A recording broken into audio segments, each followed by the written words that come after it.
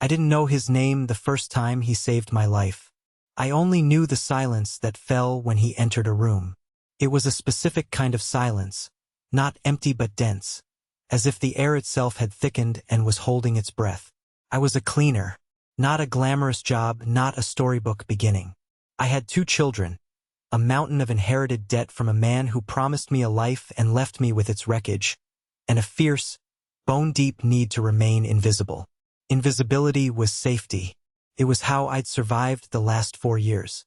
My work was in one of those glass towers in the city's heart, the kind that scraped the clouds and looked down on the rest of the world with glittering indifference. I cleaned the private residences, the penthouses owned by men whose names were whispered like myths. I was good at my job because I practiced a form of erasure. I left no trace. I saw nothing. I heard nothing. I was a ghost who scrubbed fingerprints and polished away the evidence of life. My own life was small and deliberate. Wake at 5. Get Minjun and Sua ready. Drop them at the school where the other mother's eyes slid over me, the single mother in the threadbare coat, their pity a thin veneer over their judgment. They laughed, not to my face, but in the tight, knowing huddles by the school gates. I heard it in the sudden quiet when I approached. I felt it in the air. Then, the long bus ride to the city, to the tower of glass and silence. His apartment was on the top floor. The penthouse. I only cleaned it late at night, a special shift I'd taken for the extra pay. The instructions were simple. He was not to be disturbed. He was rarely there. For weeks, the space was just an architectural marvel of dark wood, black marble, and glass. It was a place that revealed nothing, a fortress of quiet luxury. It smelled of cedar and something else, something clean and cold like winter air. I learned the geography of the apartment through my fingertips. The cool, unyielding surface of the vast kitchen island, the impossibly soft carpet in the living area that absorbed every footstep like a secret, the single, thriving orchid on a windowsill overlooking the entire, sprawling city. That orchid was the only thing that seemed truly alive, and I found myself tending to it, wiping its leaves, checking its soil. It was a small, foolish act of care in a place that felt devoid of it. The first time I saw him, it was an accident. I had stayed later than usual, trying to scrub a stubborn wine stain from a pale rug.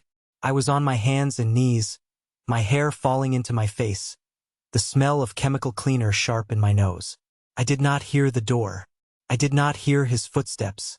I only felt it, the change in the air. The silence shifted, became heavier. I froze, my heart a frantic bird in my ribs. I stayed completely still, head down, hoping to be mistaken for a piece of furniture. A pair of handmade leather shoes, polished to a dark gleam, entered my field of vision. They stopped a few feet from me. I counted the seconds. 1, 2, 3. My breath was trapped in my throat. I should have stood, apologized, vanished. But I was paralyzed by the sheer, imposing stillness of his presence. The silence stretched. 10 seconds. 11. Finally, I chanced to look up. He was younger than I expected. Not a gray-haired tycoon, but a man perhaps in his early 30s. His face was all sharp angles and severe beauty, his black hair meticulously styled. But it was his eyes that held me.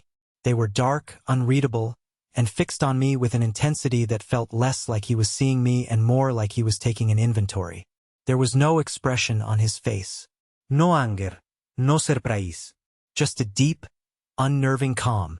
He held a thin file in one hand. I watched his other hand, the way his fingers rested, perfectly still at his side. He said nothing. The silence became a conversation in itself, a question he was asking that I didn't know how to answer. After what felt like an eternity, but was probably only 20 seconds, he gave a nearly imperceptible nod, turned, and walked into the study, the door closing with a soft, definitive click. The air rushed back into the room. I scrambled to my feet, my cheeks burning with heat, gathered my things and fled.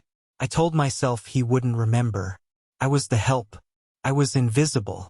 But as I rode the bus home through the rain-streaked city, I could still feel the weight of his gaze, and I knew, with a certainty that frightened me, that I had been seen. That was the first time. The second time was a week later. A Tuesday. Tuesdays were always hard. Sua had a fever, and I'd had to beg my neighbor to watch her, promising to pay her back with money I didn't have. I arrived at the penthouse late, flustered and anxious. As I unlocked the service door, I saw an envelope on the floor. It was plain white with no name. Inside was a stack of cash. Crisp, clean bills. I counted. It was exactly the amount of my overdue rent, plus $200. My first thought was that it was a mistake. A guest had dropped it. My second thought, a cold dread seeping into my bones, was that it was a test, to see if the help was honest.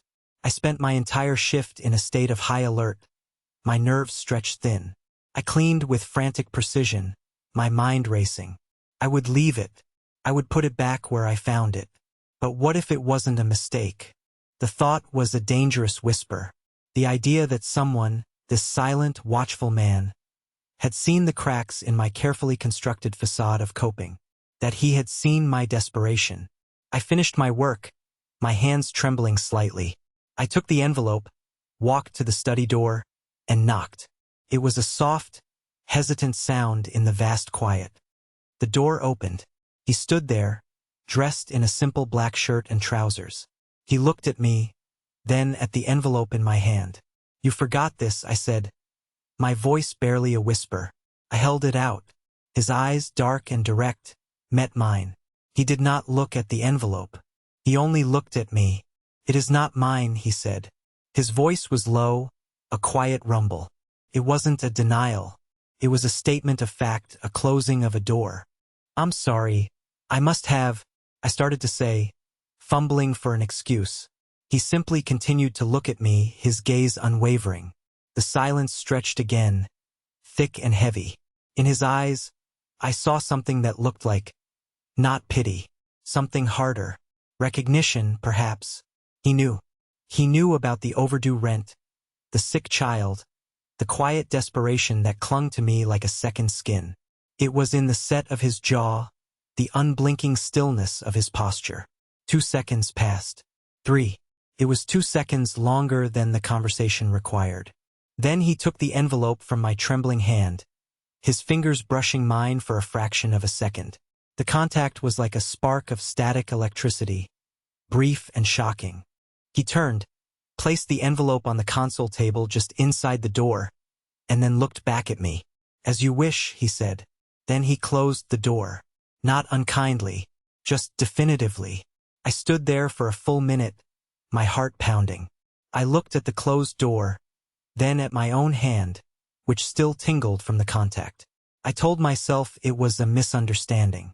I told myself it was a strange, wealthy man's whim. I told myself I would not think about it again. Both of those were true, and both of those were lies. I went home, and the next day, an eviction notice was quietly removed from my apartment door before I even saw it. My landlord called, confused, to say my rent had been paid in full, for the next 3 months. I knew then, it was not a mistake, and I was no longer invisible. That was the beginning of the fear. 3 weeks passed in which nothing happened. Or, more accurately, nothing I could prove. The silence in the penthouse was just silence again. He was not there when I cleaned. The envelope of money remained on the console table inside his study, a silent accusation. I did not touch it. I worked around it. It was a line drawn in the sand, and I was terrified to cross it. But the small, inexplicable kindnesses began to accumulate, like grains of sand forming a dune. One day, a large box of premium groceries appeared outside my apartment door. No note, just organic fruits, vegetables, meat, things I could never afford. I asked my neighbors. No one saw anything. I told myself it was a delivery error. The next week, my son, Minjun, who was 8 and old enough to feel the sting of our poverty, came home with a brand new soccer ball, the expensive kind. He said a man had been at the park watching the kids play and had simply given it to him. What did he look like? I asked, my voice tight. Minjun schrocked. Just a man. In a suit. He had a nice car. The description was terrifyingly vague and horribly specific. I sat Minjun down and gave him the talk, the one I'd been dreading. Don't talk to strangers. Don't accept gifts. His face fell, the joy draining out of him. But it's a good ball, Mama. I know, baby. I know. I took the ball and put it in the closet. An act of defiance that felt small and futile. The biggest change was at school. Minjun had been bullied by an older boy for months. His worn-out shoes, his second-hand coat. I had spoken to the teacher, the principal. They gave me sympathetic looks and platitudes. Nothing changed. Then, one Monday, it simply stopped. The boy, whose father was a loud and important man in the Parents' Association, was transferred to another school. Suddenly, mid-semester, the official reason was family matters, the other mothers whispered. I saw them looking at me, but the looks were different now.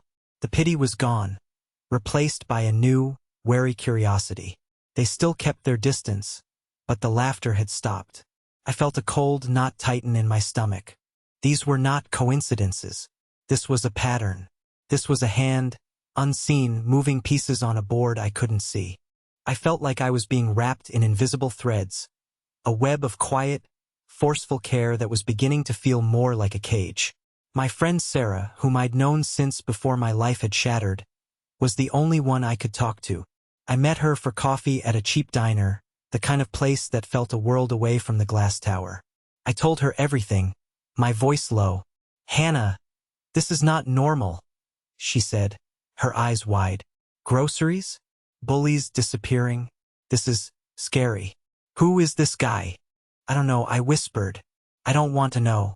You have to go to the police, she urged. And say what? I asked, a bitter laugh escaping me. That someone is paying my bills and being nice to my son? They'll think I'm crazy. Or that you have a stalker.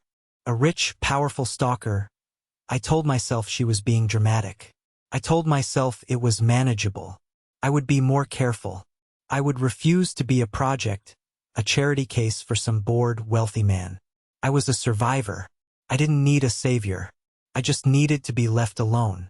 I was fiercely protective of my autonomy, the one thing I had left. I would not be handled. I would not be managed. I would not be kept. That night, I went to his apartment with a renewed sense of purpose. The envelope was still there. I opened the study door without knocking.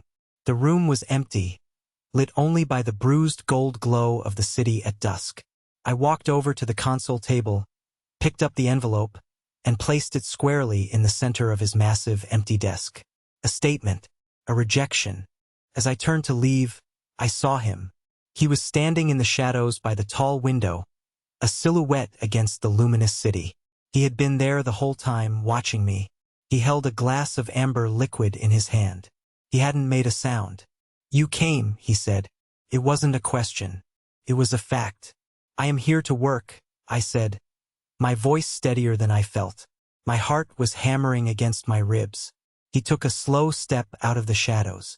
The light caught the sharp planes of his face. He gestured with his glass toward the desk. That is yours. It is not, I insisted, my jaw tight. Your son needs new shoes. The words were quiet, but they landed like a physical blow.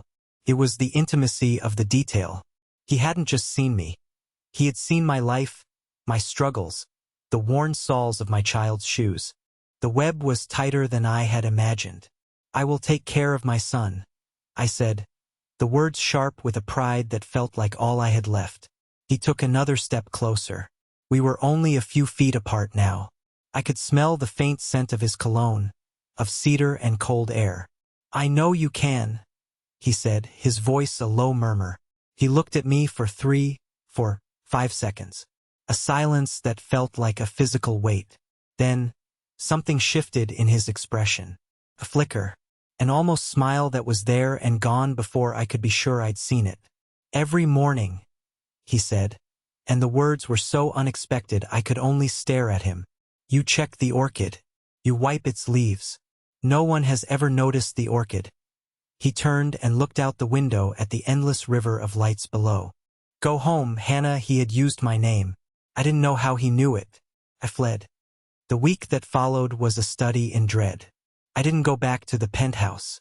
I called my supervisor and said I was sick, a lie that felt thin and useless. I knew it wouldn't matter. If he wanted to find me, a locked door or a fake illness was irrelevant. The fear was a constant, low-grade fever. I spent the days inside my small apartment, the blinds drawn, jumping at every sound. The silence from his end was more terrifying than the gestures had been. The absence of his influence felt like a held breath, a prelude to something worse. And then it came. Not from him, from my past. A text message from a number I didn't recognize. "I know where you are. You and the kids. You owe me." It was from Jae-wook, my ex-husband, the man who had given me my children and then saddled me with a gambling debt that had shadowed my every move for 4 years. I had run from him, changed my name, built this small, fragile life on the principle of being undiscoverable. And he had found me. The blood drained from my face. I read the message again and again, the words blurring. My hands shook so badly I dropped the phone. Min-jun looked up from his homework. "What's wrong, Mama?" "I'm fine," I said, the reflexive deflection tasting like ash in my mouth. I forced a smile that felt like breaking glass. "Everything is fine." I told myself I could handle it. I had handled him before. I had packed our lives into 2 bags in the middle of the night and disappeared. I could do it again.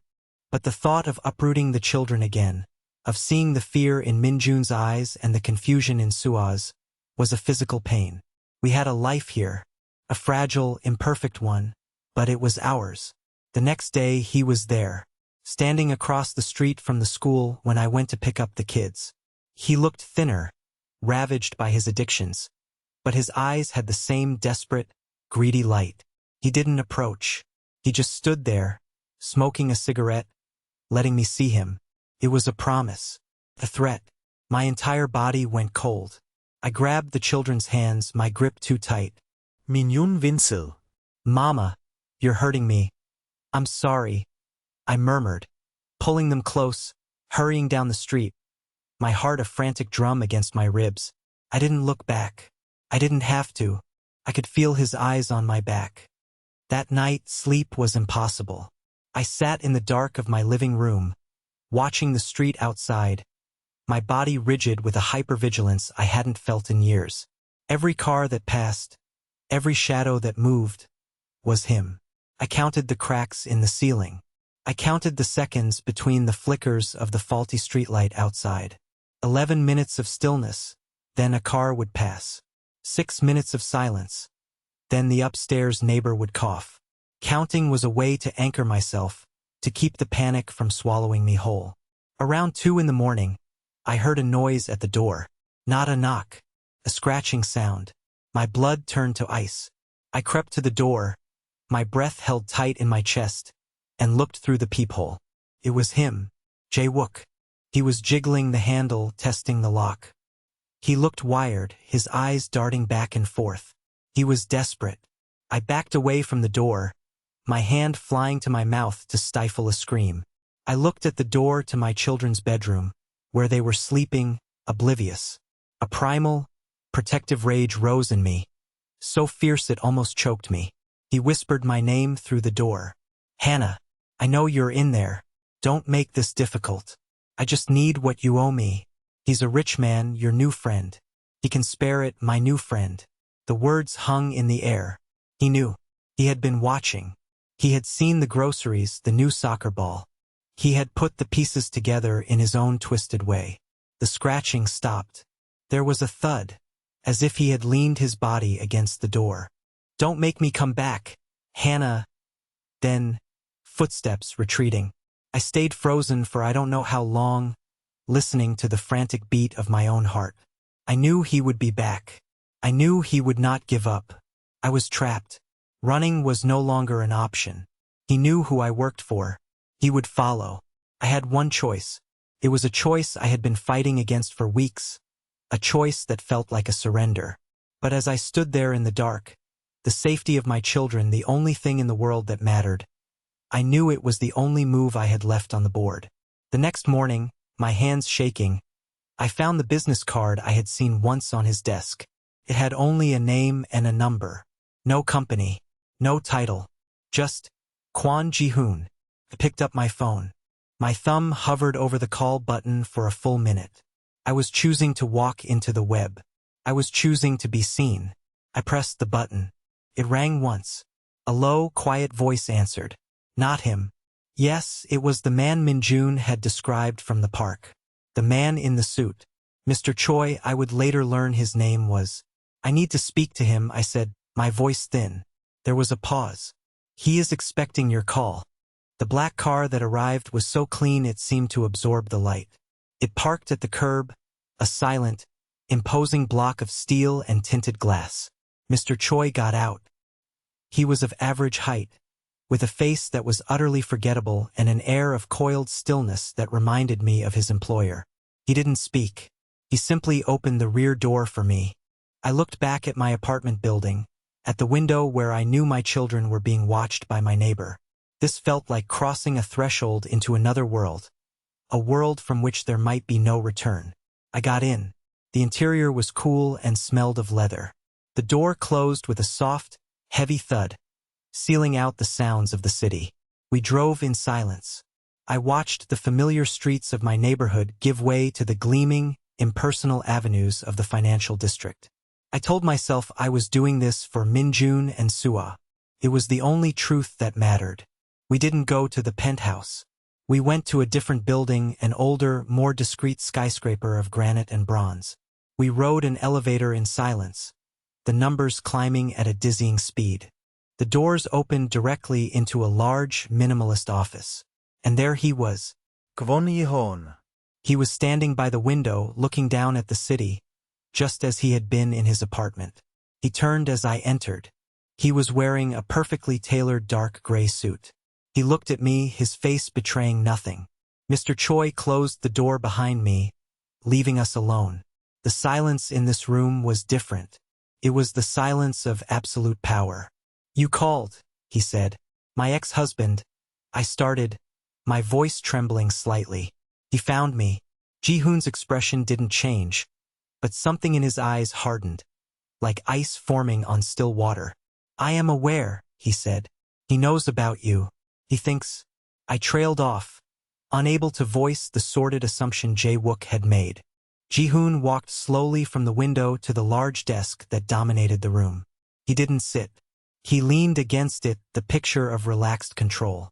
What he thinks is of no consequence, he threatened my children. The words came out raw, torn from my throat. For the first time, I saw a flicker of something in his face. A muscle in his jaw tightened. It was there and gone in a second, but I saw it. Tell me everything, he said, and so I did. I told him about the text message, about Jae-wook at the school, about the scratching at my door in the middle of the night. I told him about the debt, the running, the constant fear. I spoke in a low, flat voice, reciting the facts of my life as if they belonged to someone else. He listened without interruption, his gaze fixed on my face. He was not just hearing the words, he was absorbing them. When I finished, the silence returned, but it was charged now, filled with the ugly details I had laid bare. He will not bother you again, he said. It was not a reassurance. It was a verdict, a sentence being passed in a court I had no access to. A cold fear washed over me. What does that mean? He looked at me, and his eyes were dark and absolute. It means you are safe now. You and the children. I shook my head, a knot of defiance and terror in my stomach. I can't accept this. I don't want your protection if it means I am owned. I will not be kept. The words I had practiced in my head came out, fierce and desperate. He pushed off the desk and walked toward me until he was standing just a foot away. He was so close I could feel the heat radiating from him. He looked down at me, and for a moment, I thought he was angry. But his voice, when he spoke, was quiet, devoid of any emotion at all. I have no interest in keeping you, Hannah, he paused, his gaze intense. I have an interest in you being free. Free from him. Free from fear. I don't understand, I whispered. You do not need to understand. You only need to choose. His hand came up, slowly, deliberately. I flinched, a reflexive, learned response from a past life. He stopped, his hand hovering in the air between us. The gesture cost him something. I saw it in the sudden tension in his shoulders. He held his hand there for a beat, then let it drop to his side.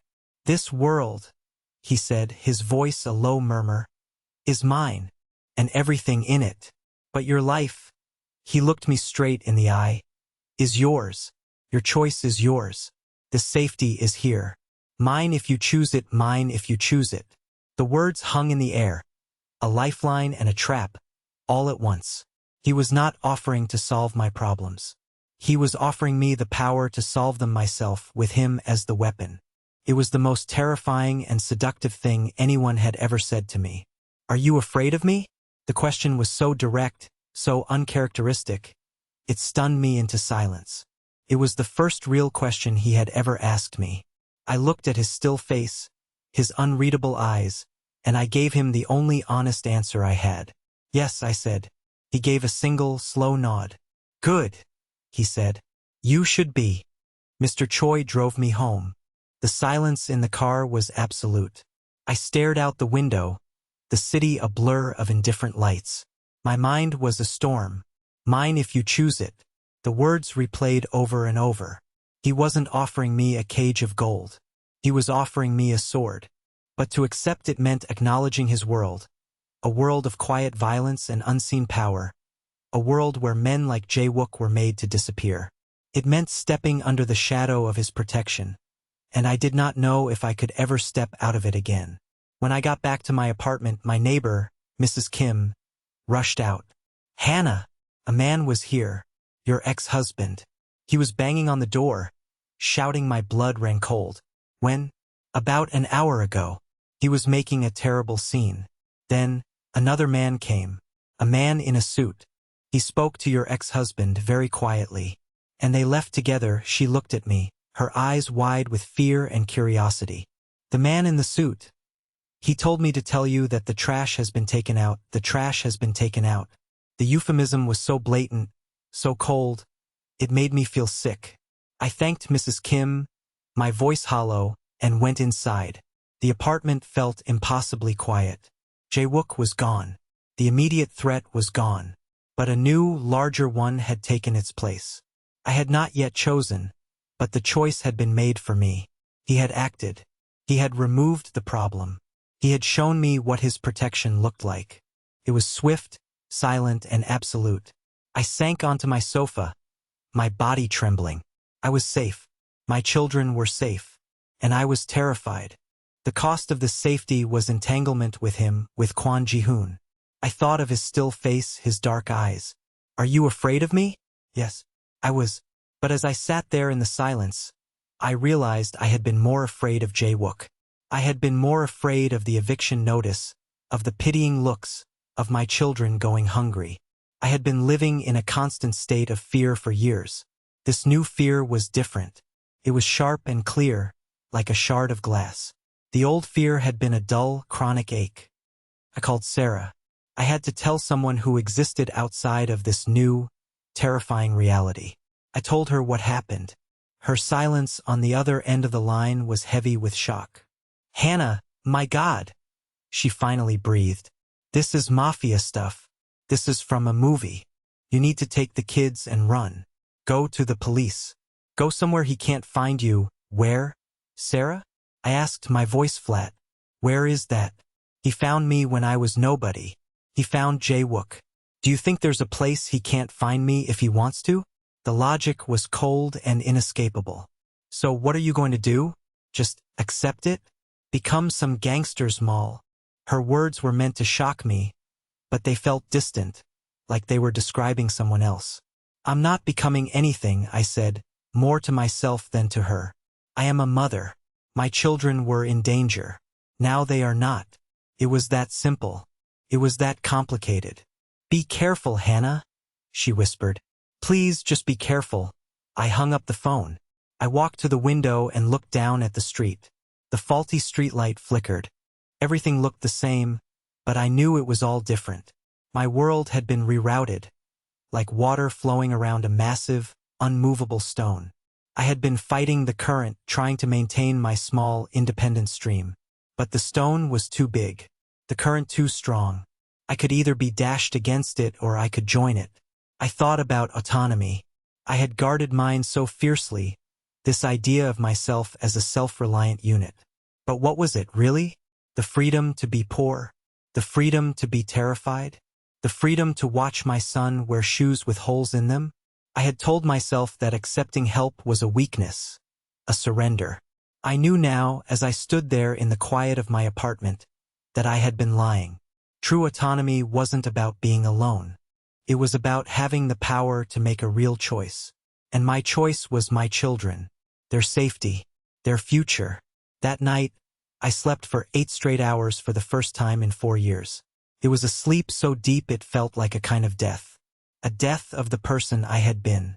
The next morning, I woke up, and the world felt quiet. The low-grade hum of anxiety that had been my constant companion was gone. In its place was something else. Not peace. Not yet. But stillness.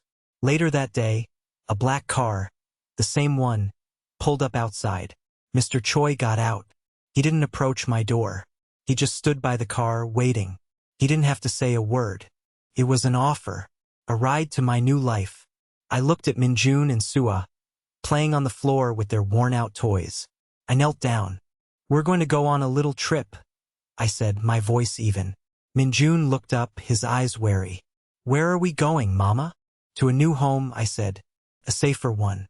I packed one bag, the essentials, and in a small pot, I carefully placed the single shoot of a spider plant I had been nurturing on my windowsill. A piece of my old life to bring into the new one. I took my children's hands, walked out of the apartment, and did not look back. I walked toward the black car, toward the man who waited, and into the shadow of Kwon Ji-hoon. The new apartment wasn't the penthouse. It was in a different building, a high-security residential tower with doormen who nodded at me with discreet respect. It was 3 times the size of our old place, furnished with a tasteful minimalism that was comfortable without being ostentatious. The windows were vast, overlooking the river, and the afternoon sun poured in, bathing everything in a warm, amber light. An older woman, who introduced herself as Mrs. Park, was there. She had a kind, wrinkled face and moved with a quiet efficiency.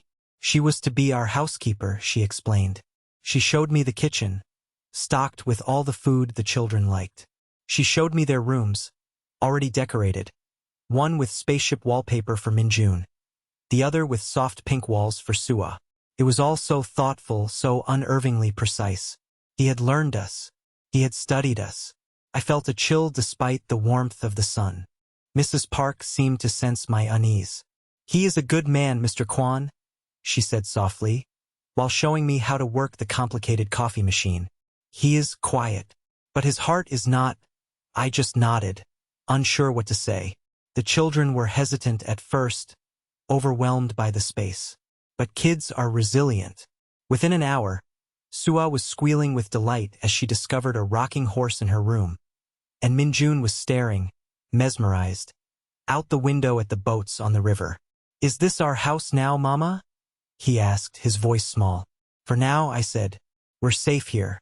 That was the only truth I could offer him. He seemed to understand. He leaned against me, his small body relaxing against mine for the first time in what felt like forever. Ji-hoon did not appear for 3 days. It was a deliberate space he was giving me, I knew. A chance to breathe, to settle. His care was evident in every detail, but it was all enacted through intermediaries. Mr. Choi would call once a day. "Is everything to your satisfaction?" he would ask, his voice polite and impersonal. "Do the children require anything?" "I am fine," I would say, the words now a habit rather than a wall. "We are fine." On the 3rd evening, he came. There was no knock. I was in the living room, reading a book to Sua, when I felt the air change. I looked up, and he was there, standing in the entryway. He was not wearing a suit, but dark trousers and a soft, gray cashmere sweater. He looked younger, less formidable, but the stillness was the same. Sua hid her face in my side. Minjun, who was doing homework at the dining table, stared at him with wide, curious eyes. Ji-hoon's gaze went from me to the children, and I saw that flicker again, the barest hint of uncertainty. It was strangely humanizing. "You came," I said, turning his own words back on him. It made an almost smile appear on his lips. It stayed for a full second this time. "I did," he said. He didn't enter the room further. He just stood there, a quiet sentinel in his own home. He held a small, awkwardly wrapped box. He looked at Minjun. "I believe this is yours," he said, and placed the box on the entryway table. It was the soccer ball, the one I had hidden in the closet. My breath caught. He knew. Of course, he knew. He had had my old apartment cleared out. He knew every small act of defiance, every secret I had kept. Minjun looked at me, his eyes asking for permission. I nodded. He slowly walked over, picked up the box, and brought it back to the table, his movements cautious. Jihoon's eyes followed him, and then returned to me. "He will not be a problem again," he said, his voice low. He was talking about Jae-wook. I didn't ask for details. I didn't want them. The way he said it, the finality in his tone, was enough. Past tense. That was my second mistake, I thought, correcting an earlier assessment. My first mistake was thinking I could remain invisible. My second was believing he was only a monster. He was something far more complex and far more dangerous. He was a man who noticed a dying orchid, who knew a little boy's wish for a soccer ball, and who could erase a person from the world without raising his voice. He stayed for only 11 minutes. We didn't speak of anything important. He asked Minjun about school. He watched Suah fall asleep in my lap. His presence was a tangible thing, a weight and a comfort all at once. Before he left, he looked at the small pot with the spider plant I had placed on the windowsill. He didn't say anything, but he looked at it for a long time. It was enough. Life found a new rhythm, a strange, gilded rhythm. Minjun and Suah were enrolled in a private school, the kind with lush green lawns and a security gate. At first, I attended the parent meetings, my simple clothes a stark contrast to the designer labels of the other mothers.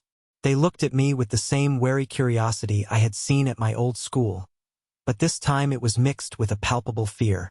Whispers followed me. They all knew who Kwon Ji-hoon was. They knew he was unmarried, that he had no children. And here I was, with my 2 kids, living in his building, driven by his car. One afternoon, a woman, whose condescending smile I had come to despise, approached me by the gates. "It must be so difficult," she said, her voice dripping with false sympathy. "Raising your children all alone." Her friends tittered behind her, the same cruel laughter I had known my whole life. Before I could respond, a voice, low and quiet, cut through the air behind me. "She is not alone," I turned. Ji-hoon was standing there. He must have just arrived. The other women froze, their smiles dissolving. He walked to my side, his presence sucking all the air out of the courtyard. He looked at the woman, his eyes flat and cold. "She is my wife," he said. It was not an announcement. It was a correction, a statement of fact presented to the world. The woman's face went pale. She stammered an apology and practically ran away, her friends scattering like startled birds. He turned to me. The space between us felt charged. "Are you all right?" he asked. "I'm fine," I said, but for the first time the words were not a deflection. They were a truth. In that moment, standing beside him, He looked at me, a long, searching look. The almost smile appeared again, softer this time. "Good," he said.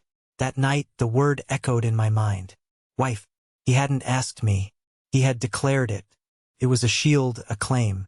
It was the final thread in the web snapping into place. I should have been angry. I should have felt my autonomy being stripped away. I had told him I would not be kept, and he had turned around and branded me his in front of the world. But as I lay in bed, listening to the quiet hum of the city below, I felt a strange sense of peace. It was the peace of a ship that had finally found its harbor, even if the harbor was in dangerous waters. The protection was no longer a secret. It was a known fact, and in his world, that name, that title, was the strongest armor imaginable. He started coming for dinner, not every night, but once, then twice a week. These were quiet, almost painfully awkward affairs at first. He was not a man built for small talk. He would watch the children, a guarded curiosity in his eyes. He asked Minjun about his soccer team, listening to the boys' excited chatter with a grave intensity. He once spent 10 minutes silently watching Sua meticulously line up her dolls. I would watch him, trying to decipher the man beneath the stillness. I saw glimpses, the way his shoulders would relax ever so slightly when Sua laughed, the way he would look at me when he thought I wasn't paying attention, his expression unguarded for a fraction of a second, revealing a profound and aching loneliness. One evening, after the children were in bed, we sat in the living room. The city lights glittered below us, a carpet of diamonds. The silence between us was no longer tense. It was comfortable, companionable. I had finally used his first name. It happened a week prior. He had brought a small, intricate puzzle for Minjun, and as he was leaving, I had said, "Thank you, Jihoon." He had stopped in the doorway, his back to me. For a moment, I thought I had overstepped. But then he had turned his head slightly and given a single, sharp nod. It was a threshold crossed. "Why?" I asked, breaking the quiet. "Why me?" He turned from the window to look at me. The amber light from the lamp cast one side of his face in shadow. "I told you," he said. "The orchid." "I was just doing my job," I said, shaking my head. "No," he said, his voice firm. "Everyone else who worked in that apartment saw only the surfaces. They cleaned what they were told to clean. They saw a room. You saw a living thing that was being neglected, and you cared for it. Without being asked. Without expecting reward," he paused, his gaze dropping to my hands, which were resting in my lap. "In my life, there is very little of that." The admission was so stark, so vulnerable, it left me breathless. He was a man who commanded a dark and violent world, a man who moved millions of dollars and human lives with a quiet word. But he was mesmerized by a small, unprompted act of care for a flower. I have thought about that decision many times since the decision to walk to his car that day. I know there